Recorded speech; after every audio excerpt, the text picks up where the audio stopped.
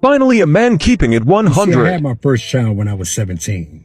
Then I met another woman. I had my next one at 24. Then my third baby's mom, I met her when I was 28. And of course, I wasn't ready to settle down at those ages. You know, I mean, I'm out here, I'm doing my thing, but they were. They was ready to settle down at those ages. And I'm sure a lot of you men out here have came across women in your life that were good women. Women that loved you unconditionally. Women that held you down. Most men out here have had plenty of good women in their life. You know, I've had women during that time and plenty of women after that time. And guess what? They were all good women, all ready to settle down, but I wasn't. But now we're going to sit up here as men and we're going to act like they is the problem. We're going to act like women are the problem. They the ones that we want to demonize now. Wow, y'all funny. You know, I'm seeing a lot of these pop up channels starting, running behind Jughead, you know, Gooseneck, talking about high value. These women didn't care what you had. They just wanted you. But we forgot about them. We look over them. You see, and now we want to start asking questions like, what do you bring to the table?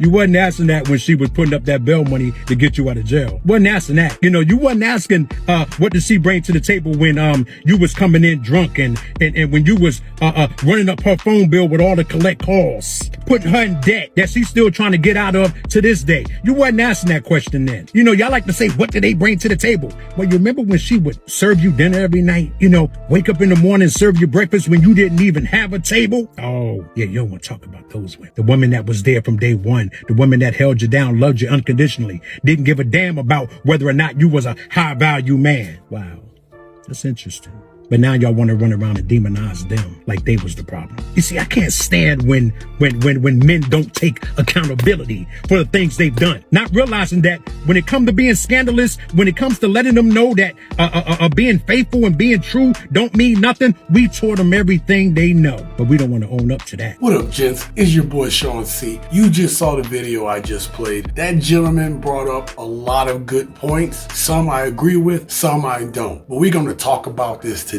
You seen the title, you seen the thumbnail. I put women aren't the enemy. That's pretty much what this man's feelings was about what's going on today. He even made a dig at Kevin Samuels and the Red Pill community, if you didn't hear it in there, but we're gonna go by the points that I feel are the most important to get out of what you just saw. Now, the first thing he talked about was creating kids when he was pretty young, and the women that he were with were ready to settle down, but he wasn't. And it's hard for me, like I understand that, because obviously when you're young, especially as a man, let's face it, we're a bunch of knuckleheads. We're running around trying to figure it out. Some of us are trying to find our way and navigate through being a man and through dealing with women.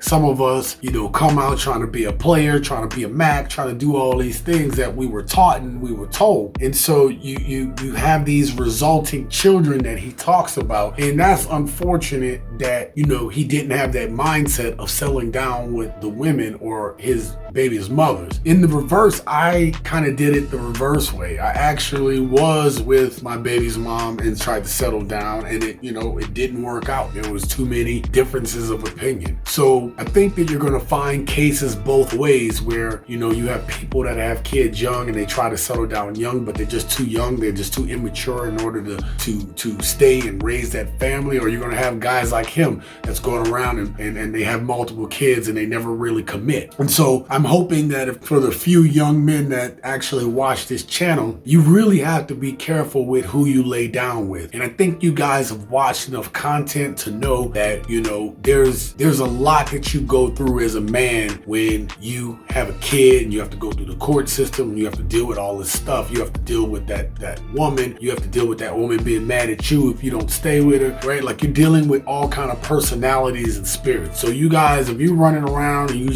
you shooting up the place, skeet, and you ain't, you know, taking care of your responsibilities, you're messing up. Now, he says most men have had plenty of good women in their life, a lot of good women in their life. And then he said that all the good women in his life were ready to settle down, but he wasn't. And listen, I can relate to that. I at least feel that, but I don't know if that's everybody's case. I've heard dudes that just had so many bad experiences with women that they just never really got a chance to settle down. One of the most successful friends I have, who owns his own business and multiple things. He just never settled down. It just never came to the right person or the right moment or the right situation. I have had a lot of great women that have come across my life, and they came at me probably at the wrong time after having gone through a bad relationship, a failed marriage, and a whole bunch of other different things. And those women would have been prime candidates to be a good wife, a good woman. I should be with at least one of them right now. That's how good those women are. And so to those women, I want to apologize for my youth. I want to apologize for the pain that I was going through and the pain that I probably put you all through. And you guys didn't deserve that. You ladies didn't deserve that. Again, I was going through my own pain, my own mistrust. The path that I took, I didn't feel I deserved to be with a good woman. Had I not gone through those things and had I not gotten to this point right here, I wouldn't be on the path of following my ultimate goal and destiny. So you gotta kind of weigh that. I can't change the past for the things that I've done, but I can use it to be a better man now. Now, he criticizes the red pill channels that have sprouted up